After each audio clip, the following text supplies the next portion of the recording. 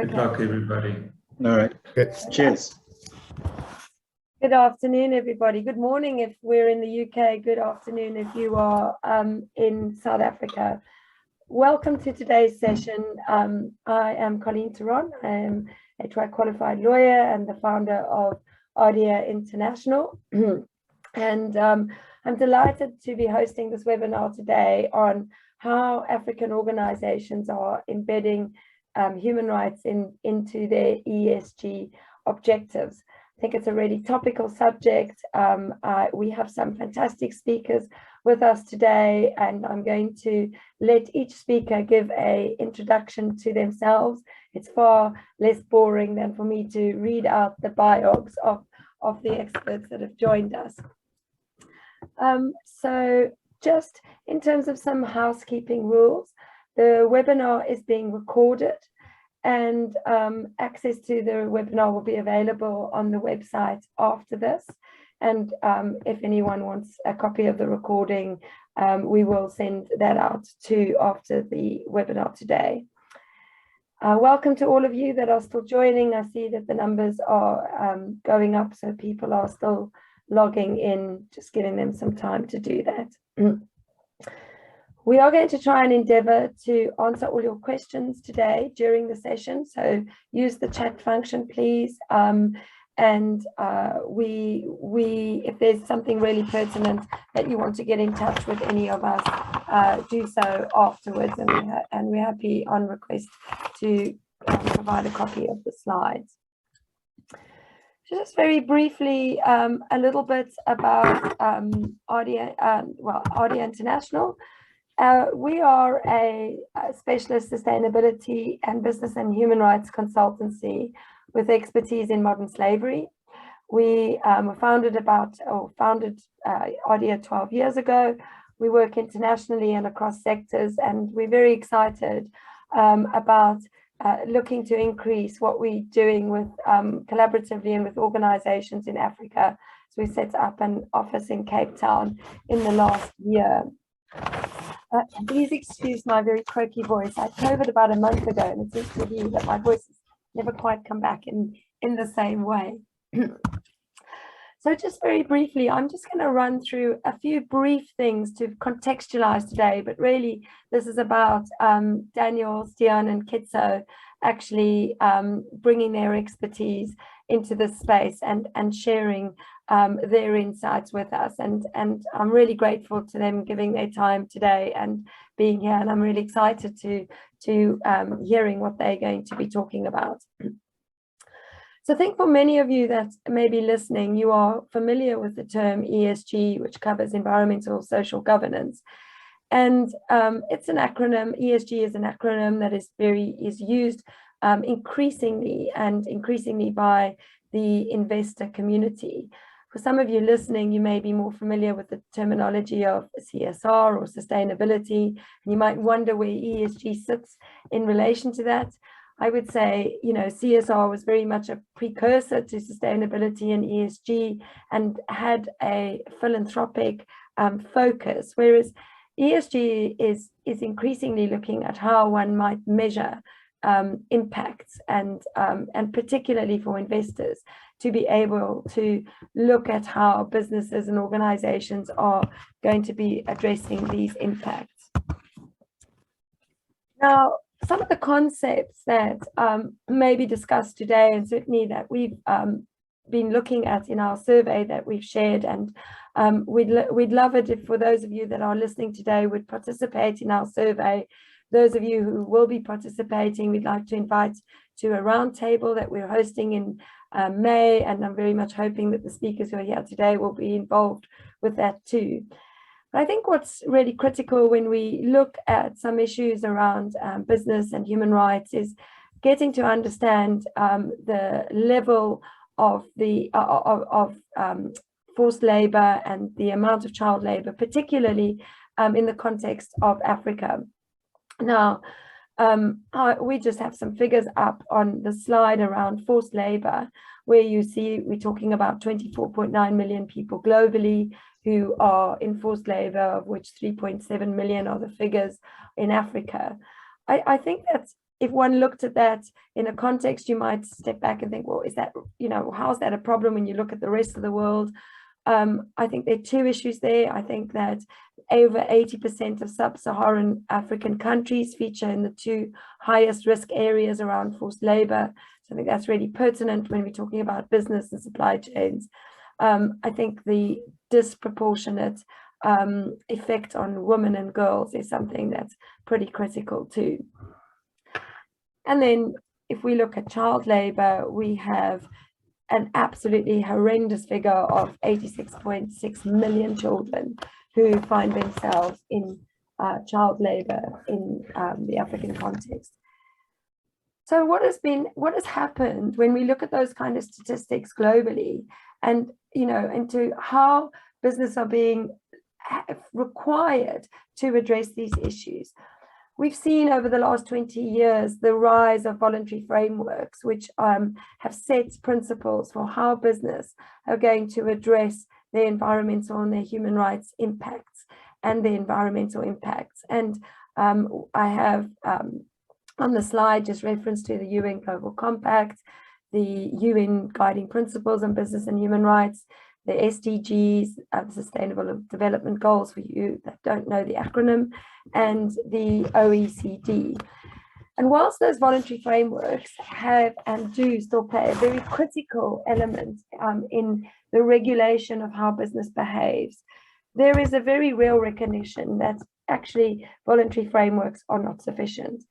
And what we're witnessing in Europe particularly, and to some extent globally around modern slavery reporting, is the inception of due diligence legislation. And only last week, the European Commission published the long-awaited Directive on Corporate Sustainability Due Diligence. I think what's critical for that, for anybody who's listening today that are involved in value chains with businesses in Europe, is that there is now an introduction of an obligation to do due diligence by organizations. And for those of you that want to know more about the Commission, I published an article on my LinkedIn page, so do go to that, where we've just summarized some of the key aspects of that proposal. Where does this leave business? Where does it, how does this going to impact on the businesses operating in Africa, and the question of how are they going to embed human rights into their operations? I think firstly we need to recognize that many businesses already recognize the competitive advantage of having increased transparency and increased accountability around ESG issues. And I am absolutely certain that we're now in an age where that is not going to diminish. We're just going to see an increased focus on that, both from consumers, customers, buyers, and the law. And then I think what is also interesting to note is the level of exports and imports from the European Union. So going back to what I've mentioned around legislative developments, businesses are going to have to come to terms with possibly being asked to demonstrate how they are dealing with potential forced labor and child labor issues in their own organizations and in their own tiered supply chain. I then just wanted to also mention that, of course, we're seeing this climate change and human rights integration in a much more coordinated way than we've ever seen before. And again, for businesses, there is going to be a need to understand not only how they address environmental impacts and human rights impacts, but actually how they might integrate these issues from a due diligence perspective and from a management perspective. Now, just very briefly to share just a few insights from our survey, and actually I noticed a few more responses came in this morning, so these slides would have to be slightly updated, but you will see that one of the things we asked was how many people understand the concepts between the distinction between child labor and forced labor, and in this survey, 75% said they understood it well. Actually, in the more recent responses, that percentage has gone down. I've just recently run a child labor online training program with the coffee sector. And what was really clear in that program is that actually understanding the concepts when applying them in business is not very clear. So I think, businesses are going to be challenged to really get to grips with understanding the different concepts so that they are able to address them more clearly in their due diligence processes. And then just a question about tools and whether sufficient tools exist to address these issues. Again, a mixed response. And just on the next slide, very, very quickly, I think what is interesting in these survey results is that whilst there's a recognition that there are some policies in place, perhaps that's not true of everybody. And what has definitely come across is that there is some uncertainty around expertise in this level. So I'm going to stop because I think I've said more than enough and my voice is going to disappear. And I'm going to hand over to Danny, who is going to give us some insights from his perspective of how businesses are addressing these issues. And also just to say in the chat, we will add the survey. So if you are interested in participating, please do go to the chat to have a look at that. So bear with me as I just bring up your slides now. Okay, if we go right, Danny, can we see your slides? I think it's the next one down, yeah. Yeah, there we go. All right, Danny, if you can introduce yourself, that'd be brilliant. Great. Thanks very much, Colleen, and hello to everyone. It's a pleasure to be here. I just by way of introduction, I'm a professor at the University of Pretoria in the Centre for Human Rights. I'm the SACHI, which stands for the South African Research Chair Initiative Professor of International Development Law and African Economic Relations. Most of my work is around development finance and human rights. So seeing I'm the academic on the panel and not actively involved in business and labor issues, I'm going to talk at a more general level, but I think building nicely on what Colleen said. So Colleen, if we can go to the next slide. So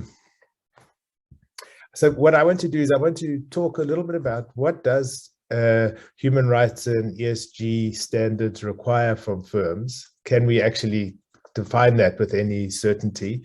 Second is, what's the challenge of standardization and how's that working? And then where does this leave businesses and workers, and how do we go forward from here? So if you can go to the next slide, then I'll do the first of those topics. So a few things. The first thing to think is we're in a process of transition. One of the ways in which you can think of that process of transition, we're moving from changing perceptions of what corporations' responsibilities for ESG and human rights issues are. It used to be that we would say that corporations have responsibilities, as the guiding principles on business and human rights say. Governments have the obligation to respect, but businesses have the responsibility to respect human rights. I think what we're moving from that to a situation of obligations, where businesses have actual legal obligations or de facto obligations to pay much more attention to ESG issues and human rights. The modern slavery legislation in many countries and the growing due diligence legislation are imposing specific obligations on companies.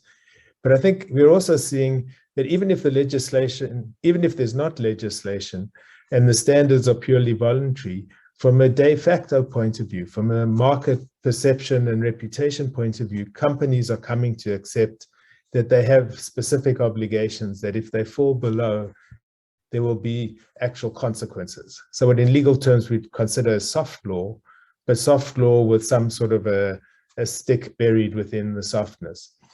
The problem with this, of course, is how do we define the scope of what the business's responsibilities or obligations are?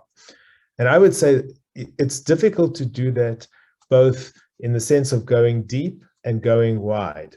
I mean, we know all the complexities of having to, how far down a supply chain does a company have to go in doing due diligence, in assessing what its responsibilities, say, for forced labor or poor labor conditions are, but also in environmental terms, what are the carbon emissions of its suppliers, what are the carbon emissions of the consumers or users of its products, but also what's the boundary in terms of how wide you have to go. And the best way I can think of doing this is a statement I heard from a central banker who was involved in setting up the network on greening the financial system, which is a network of central banks and financial regulators dealing with financial issues. And he said in the case of his central bank, they had realized that they couldn't do good monetary and financial stability policy without thinking about climate change. And they realized once they started thinking about climate change, they couldn't not think about how climate affected water, land, air, and all the other environmental issues, biodiversity, and that all became relevant to their needs. And then they realized you can't stop there. You have to think about what are the social impacts of all these issues on the communities and the cities in which of their country. And they realized is they had to start thinking about human rights issues. And for a central bank to be going from monetary policy to human rights as in a completely logical, sort of almost unstoppable process of analysis is what every company is having to go through. Where exactly do you draw those lines? And what happens if you draw the lines in the wrong place? And I would say one of the problems we've been facing and why we're caught in this transition process now is that in the past, companies used to think they could draw the boundaries around what their areas of responsibility were very narrowly, and that social and environmental issues were essentially the responsibilities of governments. They would they'd have some responsibilities, but only what the government told them. And that what the ESG and human rights developments have shown us is that whatever the boundaries that were put there before were essentially arbitrary. And the impacts of businesses go way beyond what the government had defined as those businesses. And we're now in the process of saying, where do we have to draw the lines now? Is there a place where we can, in a principled way, draw the lines in a way that allows for sustainable and inclusive development for everybody, not just shareholders? So that's issue number one. Issue number two, and it was clear from Colleen's presentation, is that there are multiple standards on all of these issues. And as I'm sure for this audience, everybody knows from the Equator Principles to the OECD guidelines, to the UN standards, to various industry standards. And they're not all that different necessarily, but they're not totally consistent either. And so where businesses have to fit into that and how you define what your actual obligations are can become very challenging. In the human rights area, as you can see, that's an issue with in the due diligence area, as we've seen. It's also what are the policies that companies should have? How far do those policies go? And what's the meaning of those policies? A few years ago, I was doing a study on banks and sovereign debt renegotiation, and I looked at it. Literally, it was a 10-minute research project. I looked at banks to see, do they have human rights policies? And every one of the banks that I looked at had a human rights policy. None of them used that human rights policy in any way that was obvious in their sovereign debt renegotiations. If companies go on like that, with you having policies that they don't use, that is going to create potential liability issues and certainly reputational issues. And as a footnote, I'd add, I looked recently at some of those banks again, and they've changed their policies. Sorry, Colleen, can you go back to the slide before? Oh, the next slide, sorry. You're going, and the next slide, yeah. Finally, on the ESG issue, I think also we talk about ESG as if it's, the slides have gone.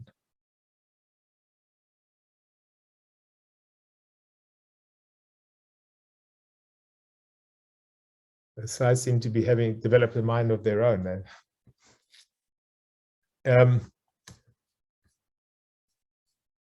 Should I try share my slides?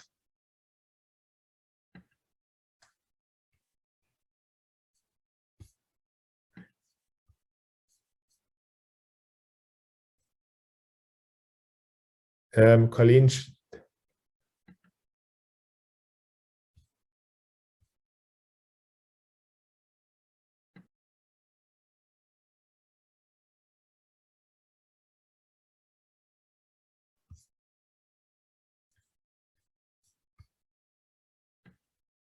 so can you still hear me?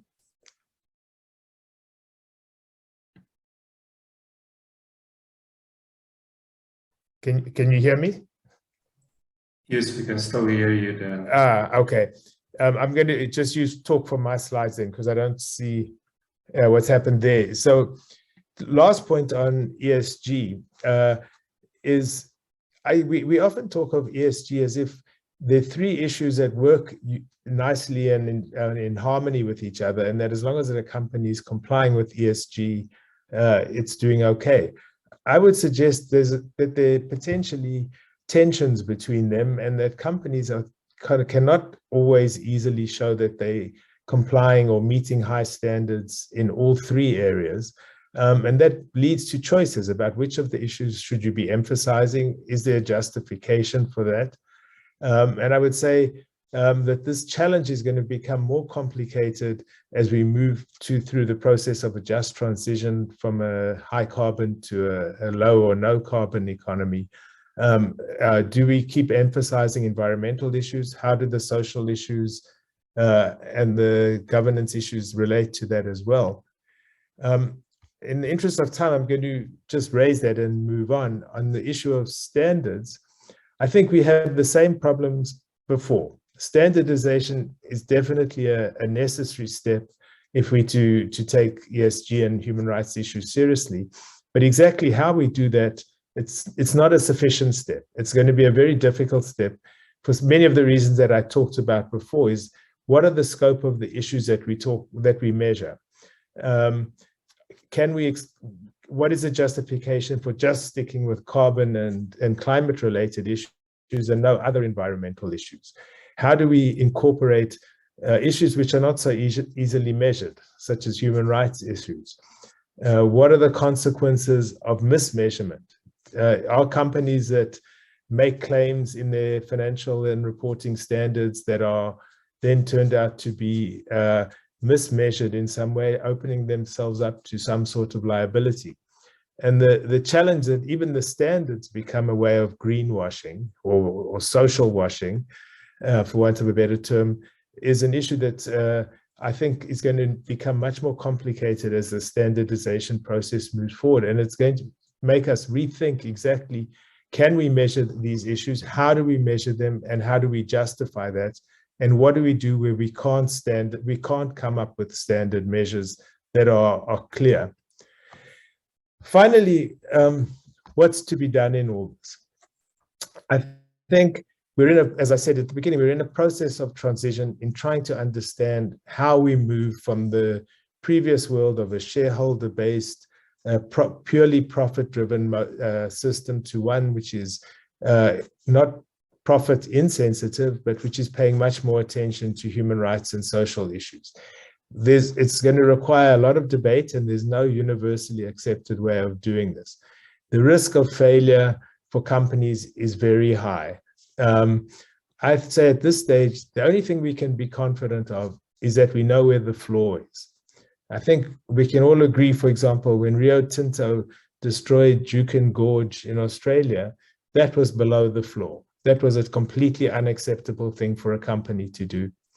What above that, the level of confidence we can have that we know what meets compliance with all these standards is something that is open for debate. And I would say that in this environment, the best that companies can do is that they need to be transparent and flexible. They need to engage with all their stakeholders. So that means consultation is critical. And the consultation has to be meaningful consultation, which means there's also a premium on information disclosure. And the information disclosure, as I'm sure this audience well knows, is a complicated topic, particularly in terms of in disclosing information about new projects or new company actions, and with the sensitivity of the release of that, of the timing of the release of that information. And last point is accountability through grievance mechanisms at a project level, but also at a company level, is an important thing, not just to correct problems and not so much to hold people responsible, but equally as a lessons learned function. And that's a critical part of us as we of moving forward and learning how to do this, to incorporate human rights into business in the most effective and sustainable way. And I think, Colleen, I'll stop there and we can leave time for questions.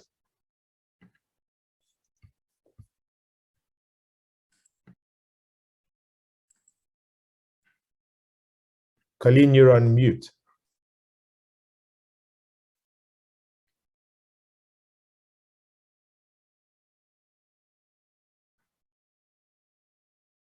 Colleen, I think you've cut out.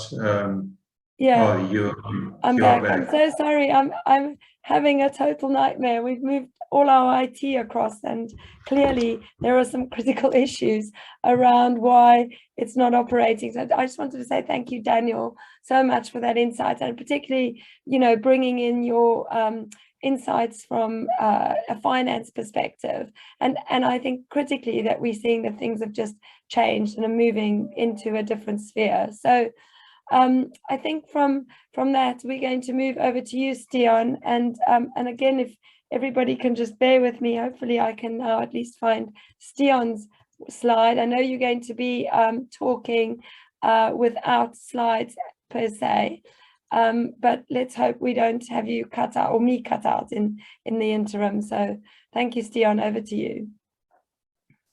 Thanks, Colleen. Good morning or good afternoon to everybody, and thanks for your interest in human rights. Just a little bit of background about myself. I was born and grew up in Namibia. I completed my school career there. I'm a veterinarian by training and specialized in toxicology. I did my master's at the University of Stellenbosch with human rights as my thesis. So a very keen and a passion for human rights. Over the years, I filled various roles. I was the responsible care leader for the operations of the Dow Chemical Company in South Africa. I joined Sasol, the big synthetic fuel company in South Africa in 2006 in the role of Manager Sustainable Development, and also being responsible for the annual Sustainable Development Report. I joined Tiger Brands, which is the biggest food manufacturing company in Africa, in 2018, in very much the same role as in Sasol, as Sustainability and External Reporting Director for the group. And I'm responsible for the sustainability strategy, as well as all the ESG engagements with investors and rating agencies. And as part of that, for my sins, I'm also responsible for the human rights policy. I'm also a member of the South African Working Group on Integrated Reporting, and I will touch on that and developments around reporting through the Johannesburg Stock Exchange. Lastly, just my own interest. I've got a passion for nature, wildlife, music, reading, and I'm a keen amateur photographer. So what are the challenges that companies need to face in terms of human rights in South Africa and also in the rest of the African continent? If we look at the history, the mining sector formed the backbone of South Africa's economy, and that was unfortunately at the expense of both the environment and the respect for human rights. They used migration workers far away from their families, and what we see now is that miners of 50 years, 60 years ago are suffering the health effects of asbestosis, silicosis, and there were actually class action cases against mining companies in South Africa. Of course, environmental impacts also affect human health now. We see with the mining closures an increase in acid mine drainage. That is water that's seeping out of old mine shafts. And of course, in a water-scarce country, it impacts on the basic human rights need to access to clean water. That also, of course, affects agriculture and, as part of that, food safety and food security.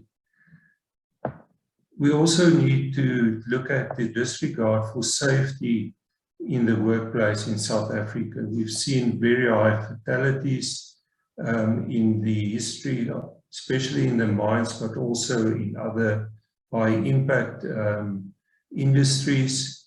And again, going back to what Danny said, you need comparable data to measure companies against each other. And looking at, for example, the mining industry, there are different ways to report on your performance in terms of safety. And at this point, there is no common standard against which we need to report. In terms of mines, the safety focus increased tremendously, and that was due to legislation brought in that the Department of Labor can actually close down your operations when you had a fatality or any severe environmental impacts. And you may only start operating again once the investigations have been completed and the remedial actions completed. Unfortunately, what we see right now is that illegal miners are taking over the old mining shafts. No safety measures in place, no air circulations, and we very often see fatalities among these illegal miners in the old mining shafts. It was no different in the agricultural sector. Farm workers received dismal salaries. As an example, it was standard practice on wine farms in South Africa to pay workers as part of their salary with alcohol on Friday. So that had a knock-on effect, of course, in your socioeconomic situation in the country, alcohol syndrome among children, babies, and things like that. This has changed now a lot. Minimum basic salaries are in place. Farm workers and domestic workers can claim against injuries at work. But what we also need to recognize is the loss of biodiversity that is caused, in the past through the practices that farmers and mining companies and others used.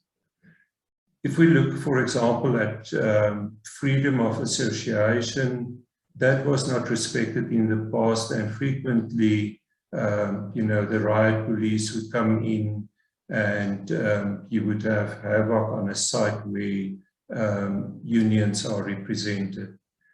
Fortunately, just as a development in South Africa, after democracy in South Africa in 1994, a new constitution was implemented and human rights have been entrenched in the constitution.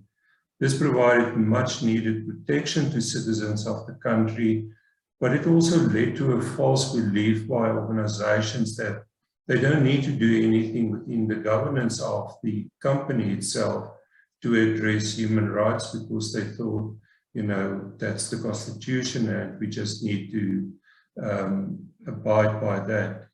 Very few organizations considered the implementation of human rights policies, again, what Danny referred to earlier on.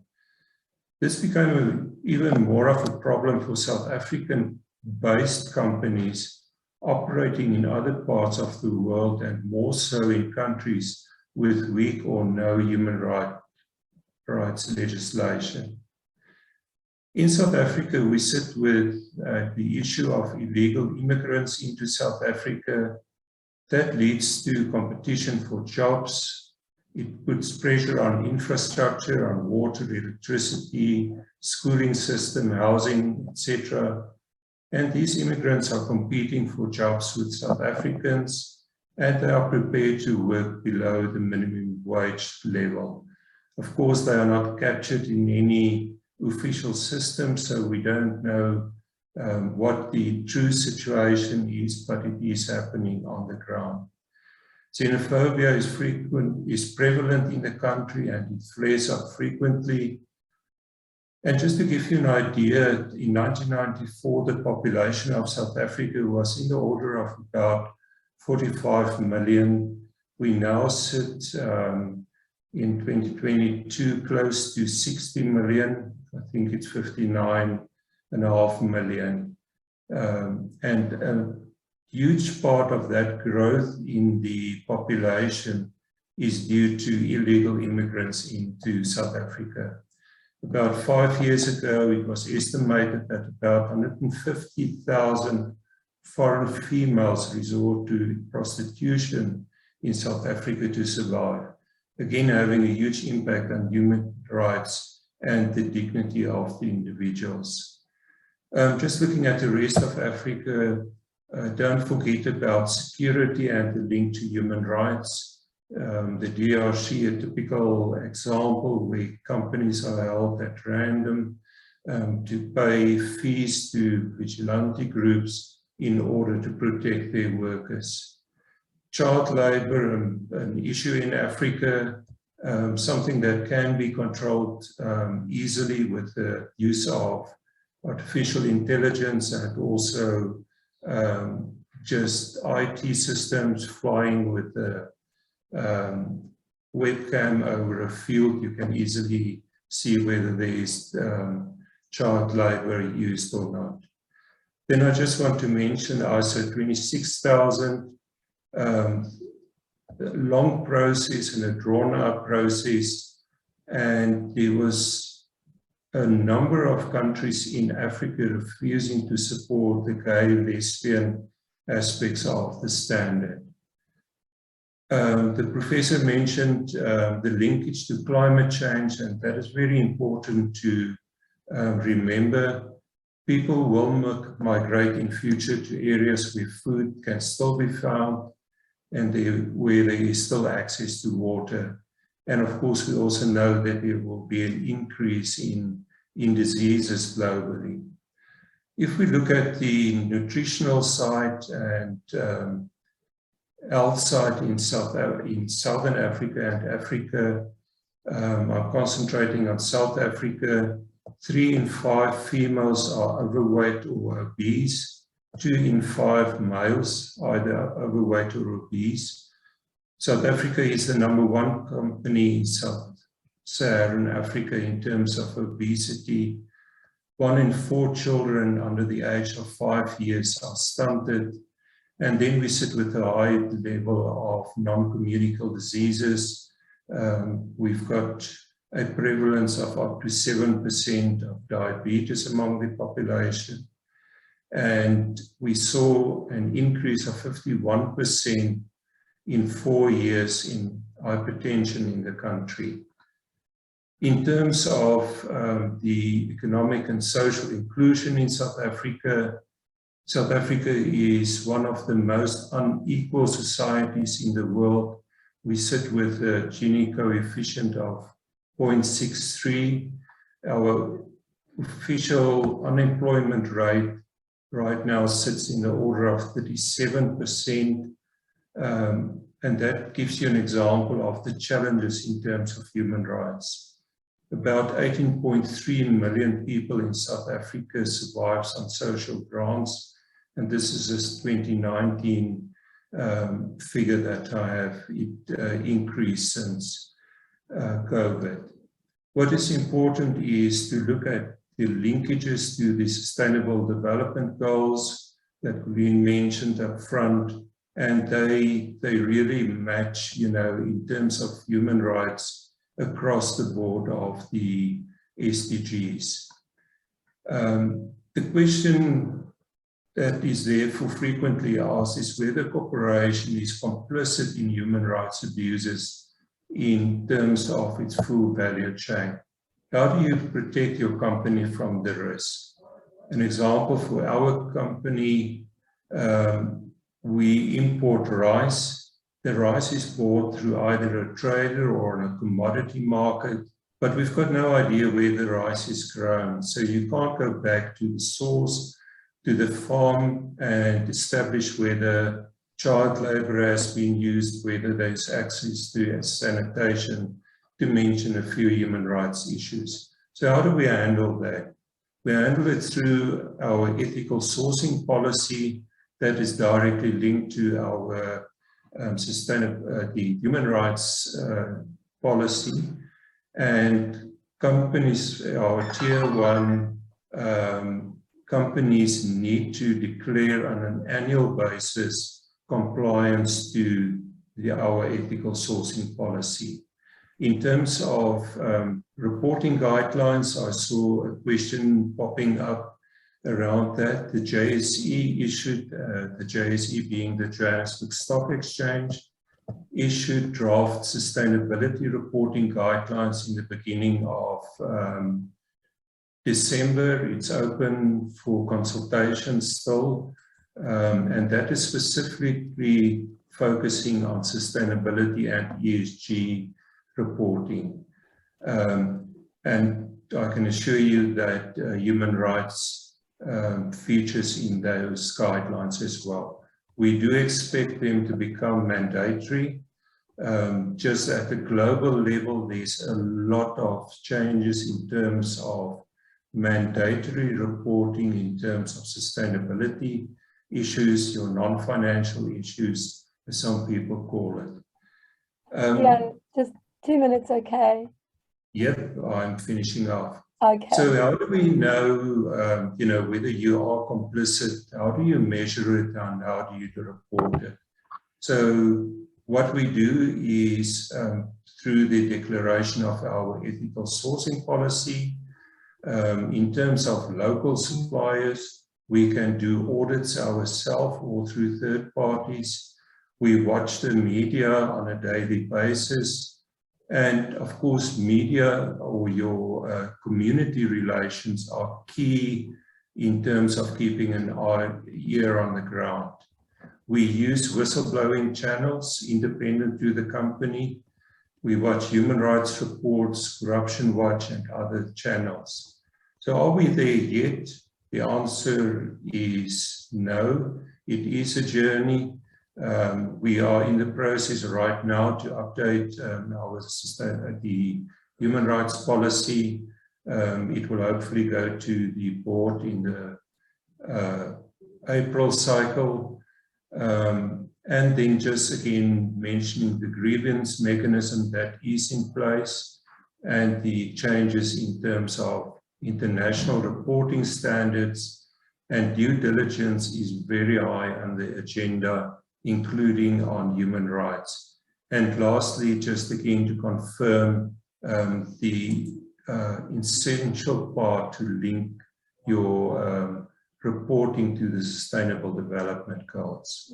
Colleen, thank you for the time. Thank you so much, Stian. Thank you for giving us insight, not just a little bit to what Tiger Brands are doing, but more particularly some of the demographic issues and challenges within Africa. And I think, Kitso, this is a great time, of course, to bring you in, because you are going to talk of us, I think, more particularly around some of the human rights issues faced by mine workers in Botswana. We've got 15 minutes, of which I think you're allocated about 13, with a few questions for afterwards. If anyone wants to stay, or if anyone can stay, maybe we can run over by 2 minutes. But I can hand over to you, Kitso, if you can do an introduction, please, to yourself. And and sorry, now get to your slides. There we go. No, thank you very much, Colleen, and thank you very much to Prof. And Stian. I think the presentations gave a basis, a foundation, which I believe I'll build on. but perhaps I'll draw maybe to the practicalities of the issues that they presented on, and specifically looking at issues from the perspective of the worker, and why labor is important or rather ESG is relevant and important to trade unions, and why it's important, and why we are also encouraging companies to embed ESG and human rights in their company strategies.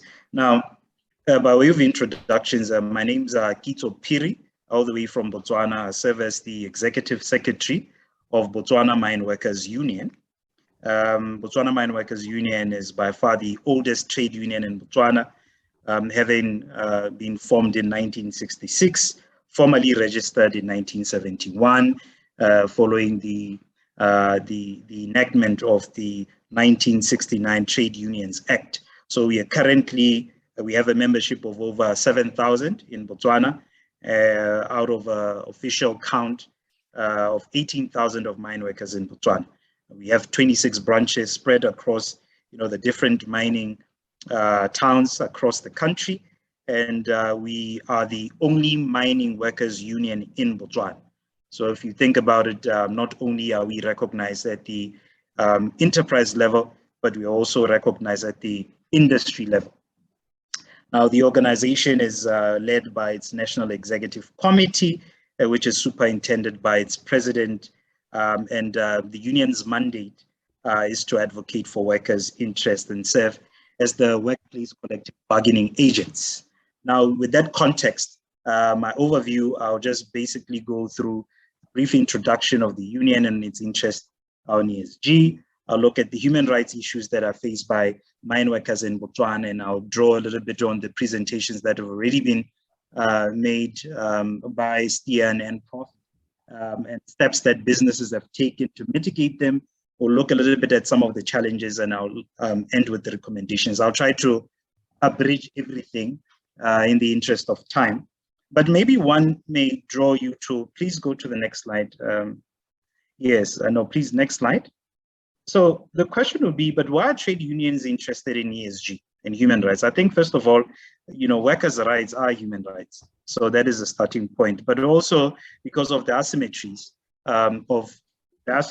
of power and influence in the place of work, or in the world of work.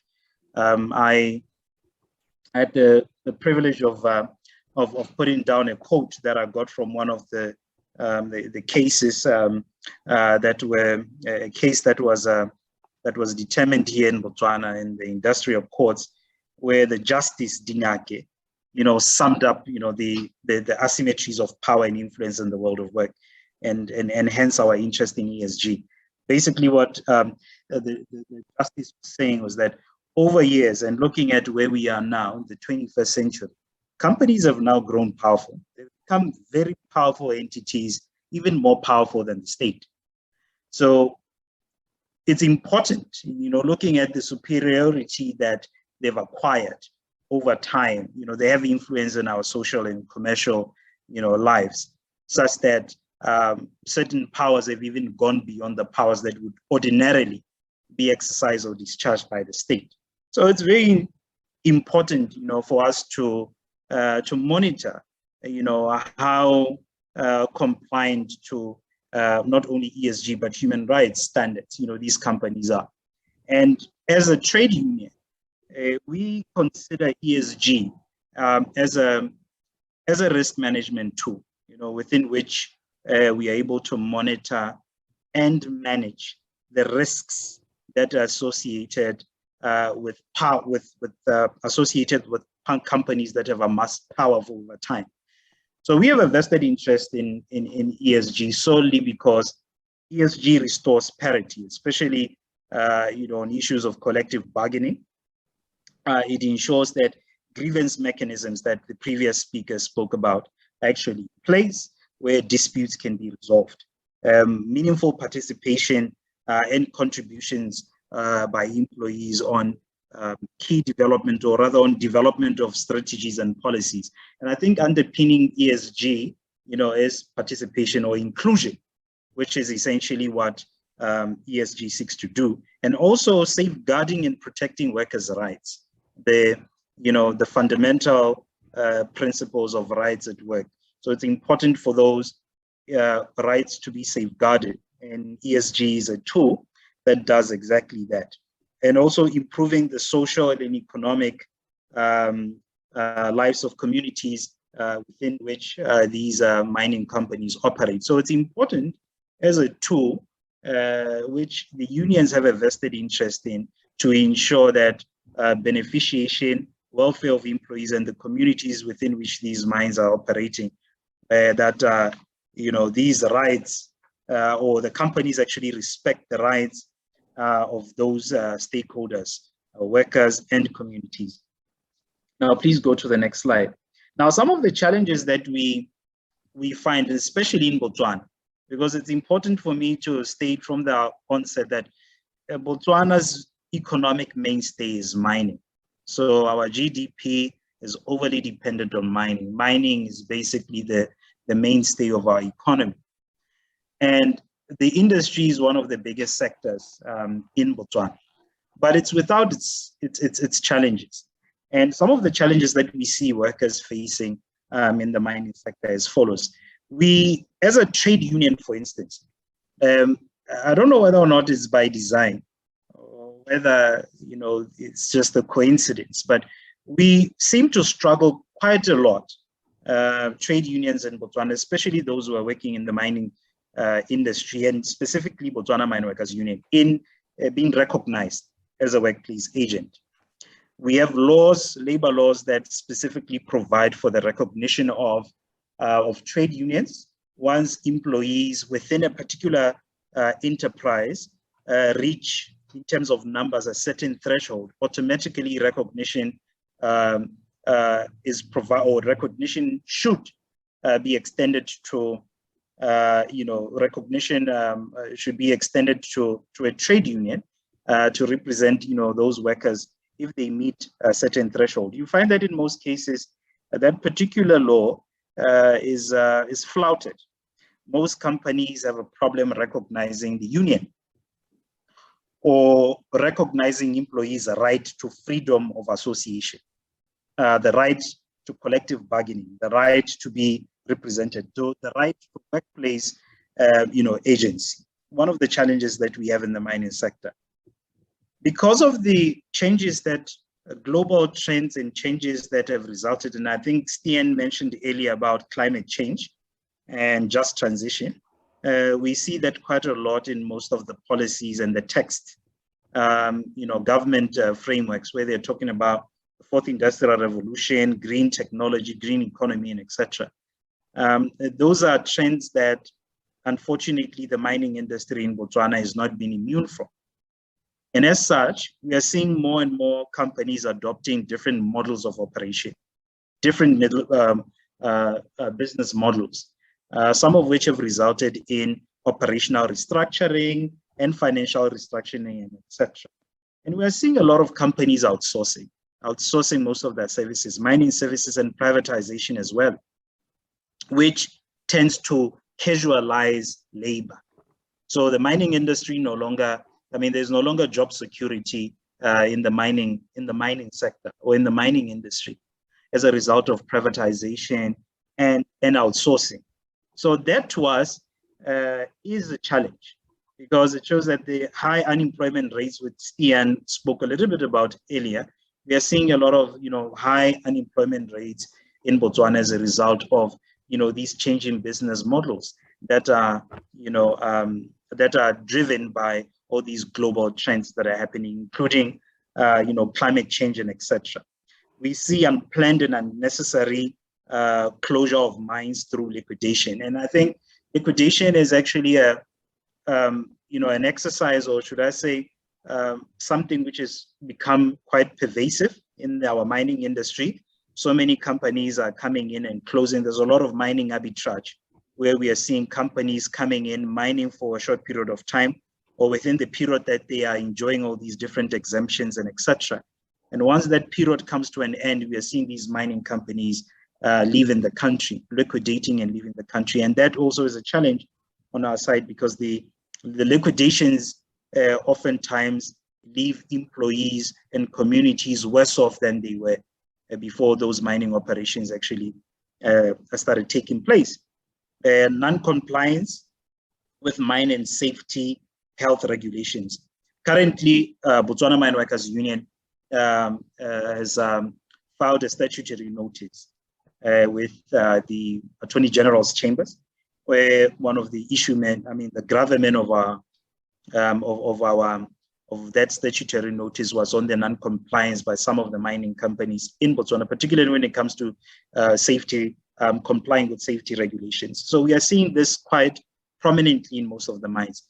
And I think also need to point out that some of the mining companies in Botswana, they are not at the same level in terms of, financial resources and muscles, and even in terms of, structures. There are those that are not well resourced, well capacitated.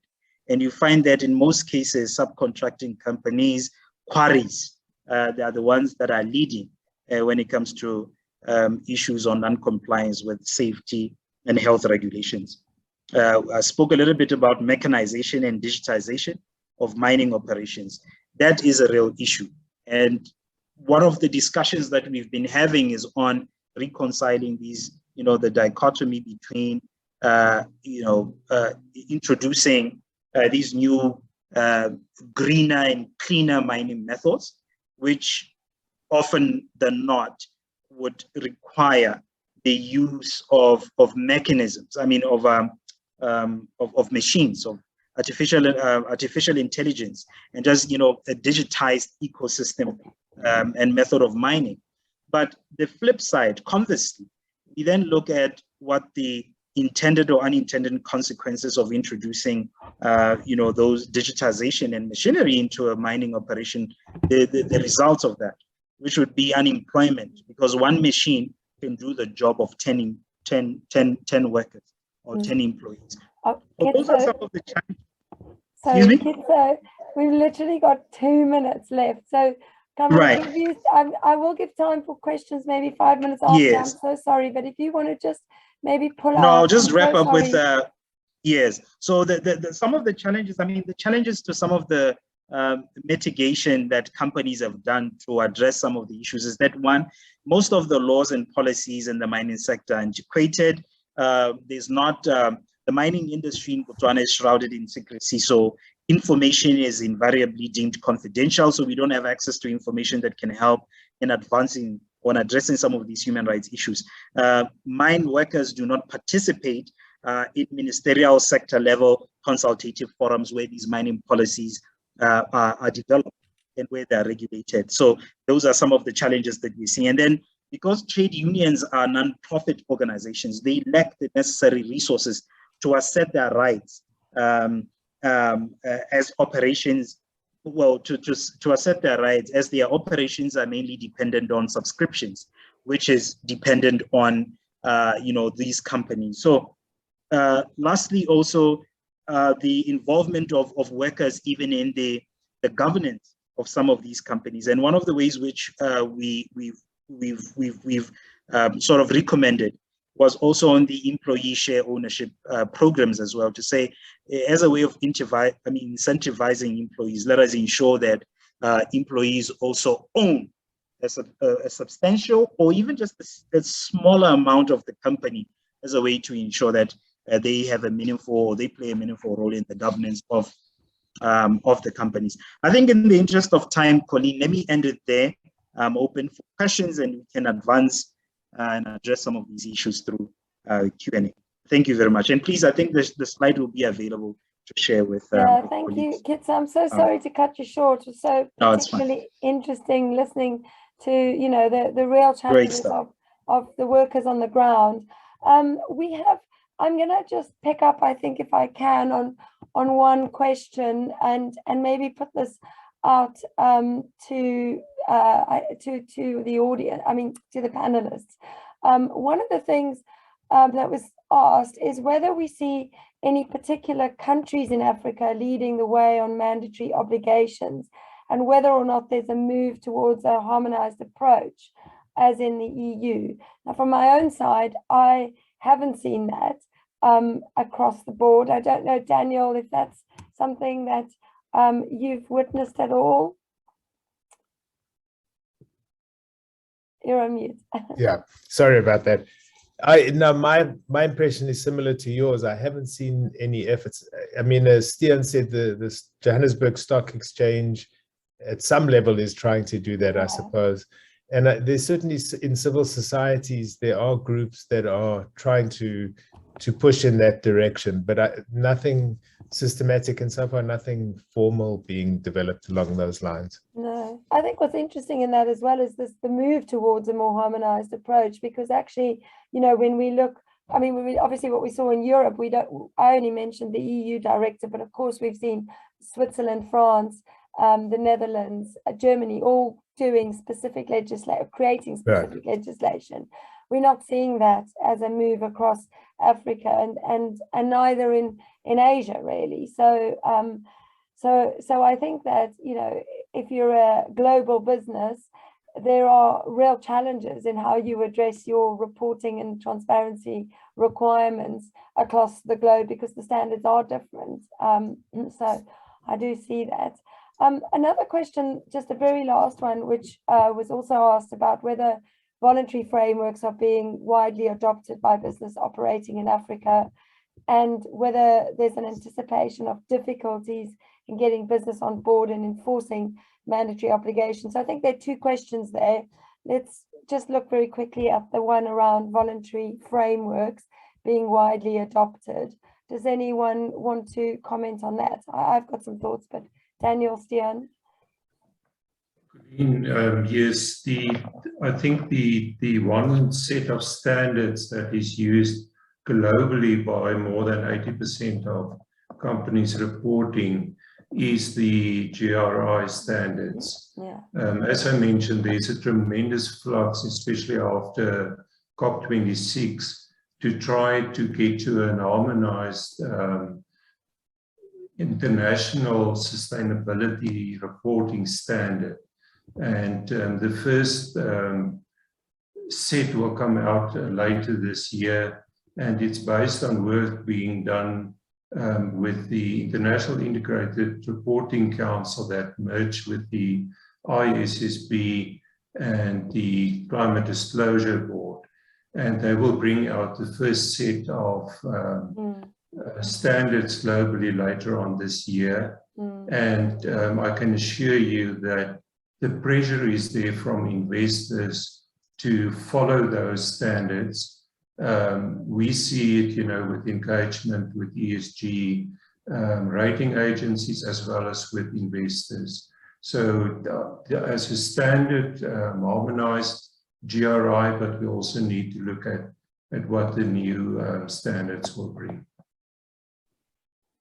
Yeah, thank you, Stian. I think that's absolutely right. You know, that standardization now is just becoming such a focus. I mean, you know, it's interesting. I wrote a paper, I think it must have been 9-10 years ago, talking about this. So it's taken a long time. I think, you know, it's just more as a reflection of the fact that these discussions are not new. People have been grappling with these issues for a long time, but I think the move is new, and the I think the will of actually trying to tackle some of these issues is newer.